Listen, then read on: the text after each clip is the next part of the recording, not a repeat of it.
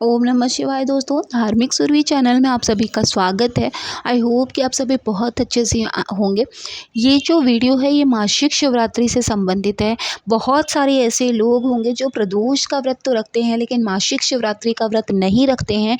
ये वीडियो उन लोगों के लिए है जो व्रत नहीं रखते, वो कैसे अपनी मनोकामना को पूरी करें।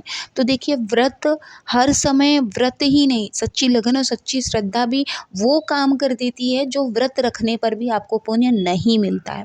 तो आपको क्या करना है मासिक शिवरात्रि पर, अगर आप अपने घर में शिवलिंग रखा है तो शिवलिंग की जब आप पूजा करें तो जैसे इनको आप कलहवा के वस्त्र पहनाते हैं या कच्चे सूत का वस्त्र पहनाते हैं, तो इनको आपको मासिक शिवरात्रि के दिन कलावा और जनेऊ, ये जो हम पहनाते हैं ना, इसको हमें बदल देना चाहिए। ठीक है। अब जिन चीज़ों को हम बदलेंगे उन चीज़ों को हम हटाएंगे कहाँ, ये भी जानना बहुत ज़रूरी है। तो आप बरगद के पेड़ के नीचे या नीम के पेड़ के नीचे इन चीज़ों को अच्छे से दबा कर रख दें ताकि ये किसी के पैर के नीचे नहीं आए, या किसी ऐसी जगह पर दबा दें मिट्टी के नीचे जहाँ पर इनका कहीं भी अनादर ना हो। ठीक है। इसके बाद जो आप मासिक शिवरात्रि पे रुद्राक्ष, अगर आपके पास कोई भी एक रुद्राक्ष हो तो उनके समीप ज़रूर रखें और उसको भी टीका अवश्य लगाएं। अगर आपके पास रुद्राक्ष की माला है, कैसी भी माला, छोटी बड़ी, एक मुखी, पंचमुखी, तो आप उस माला को भी शिव जी को ज़रूर पहनाएं। इसके बाद सफ़ेद फूलों से कहा जाता है, क्योंकि इन्हें श्वेतांबर कहा गया है, तो आप इनको सफ़ेद फूलों से इनका जितना ज़्यादा श्रृंगार करेंगे, सबसे पहले पुष्पों में हमें इन्हें सफ़ेद पुष्प ही समर्पित करना चाहिए। वैसे तो मदार कहते हैं कि सबसे ज़्यादा इनका प्रिय है, अगर मदार मिल जाए तो मदार ही आप सबसे पहले पुष्पों में चढ़ाना चाहिए। ऐसा करने से ना, सफ़ेद पुष्प चढ़ाने से ही वो बहुत जल्दी प्रसन्न हो जाते हैं। उसके बाद आपको अन्य फूलों से जितना भी आपको उनका श्रृंगार करना है उतना ज़्यादा आप श्रृंगार उनका कर सकते हैं। अब बात करते हैं टीका की। देखिए, विशेष रूप से तो जो टीका घिस कर लगाया जाता है उसी का विशेष महत्व है। तो जब भी ऐसी तिथि आती है जैसे कि प्रदोष आ गया है या मासिक शिवरात्रि आई, तो आपको क्या करना है, जो घिसने वाला चंदन, अगर आप उससे भी अभिषेक करते हैं, स्नान कराते हैं, तो भी प्रभु बहुत जल्दी प्रसन्न हो जाते हैं। और ये जो हम लोग डिब्बे वाला टीका लगाते हैं, ये गोपी चंदन होता है, ये हम लोगों के लिए होता है। लेकिन हमको जो प्रभु को लगाना है, चाहे वो श्री हरि को लगाना हो या शिव जी को, तो वैसे सफ़ेद चंदन भी लगाते हैं। तो दोनों घिसने वाला, अगर पीला या सफ़ेद, लाल, ये सब आपके पास घिसने वाला अवश्य होना चाहिए भगवान को लगाने के लिए। जो डिब्बे में चंदन आता है वो आप अपने, गोपी चंदन जिसको कहते हैं, वो आप अपने लगाने के लिए रख सकते हैं। इसके बाद बात करते हैं भभूति की। देखिए, भभूति आप जब भी भगवान को चढ़ाएं तो बेलपत्र से, बेलपत्र का जो बीच का पत्ता होता है उसमें आप बेलपत्र रख लीजिए। उसके बाद आप बेलपत्र पे ही रख के उन्हें चढ़ाइए। फिर भस्म के बाद जब हम सेवा देते हैं शिव जी को, तो हम इत्र की सेवा देते हैं। तो हमें इत्र की सेवा कहाँ देनी चाहिए?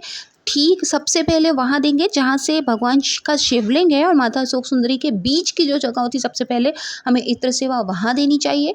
फिर उन हस्तकमल में जहाँ पर माता पार्वती ने शिव जी को लिया हुआ है, उसके बाद जहाँ से जल गिरता है, तो जो छोटा वहाँ पर रेक्टेंगल का शेप है जहाँ पर भगवान गणेश और भगवान कार्तिकेय हैं, तो जो पतली सी लाइन होती है जहाँ से जल गिरता है, फिर वहाँ पर हमें इत्र डालना चाहिए। ऐसा करने से जो है, जो इत्र का पुण्य, आप जो इत्र सेवा करते हैं वो आपकी कंप्लीट होती है। ठीक है। अब बात कर लेते हैं बेलपत्र की। देखिए, बेलपत्र कई वीडियो मैंने आपको इसमें डाला है कि बेलपत्र आपको कैसे चढ़ानी है, वो आप देख सकते हैं। लेकिन हाँ, इसमें एक चीज़ मैं ज़रूर बताना चाहूँगी कि जब आप नंदी महाराज को बेलपत्र चढ़ाएंगे तो एक बेलपत्र उनके दोनों पैरों के बीच में आपको चढ़ानी है, दूसरा बेलपत्र उनके दोनों सींग जो हैं उनके बीच में आपको चढ़ानी है। उसकी डंडी का मुख शिव जी की ओर रहेगा।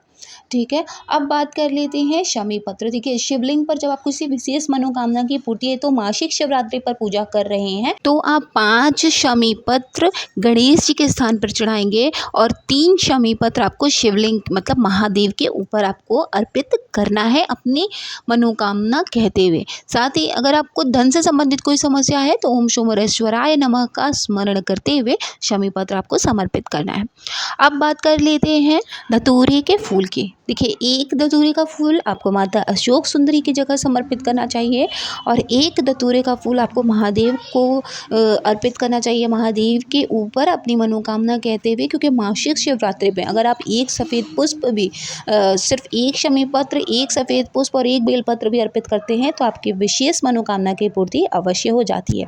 तो बहुत ही कम चीज़ों के साथ आप अपनी श्रद्धा लगन के साथ पूजा अर्चना ज़रूर करिए, महादेव आपका हाथ ज़रूर थाम लेंगे। तो आई होप कि आपके लिए वीडियो बहुत यूज़फुल रही होगी। अगर आपको वीडियो अच्छी लगी हो और आपके लिए यूज़फुल रही हो तो प्लीज़ चैनल को मेरे ज़रूर सब्सक्राइब कर लीजिएगा। साथ ही वीडियो को लाइक और शेयर करना ना भूलें, ताकि हम आपके लिए हमेशा सही पूजा, सही विधि और सही जानकारी लेकर आते रहें।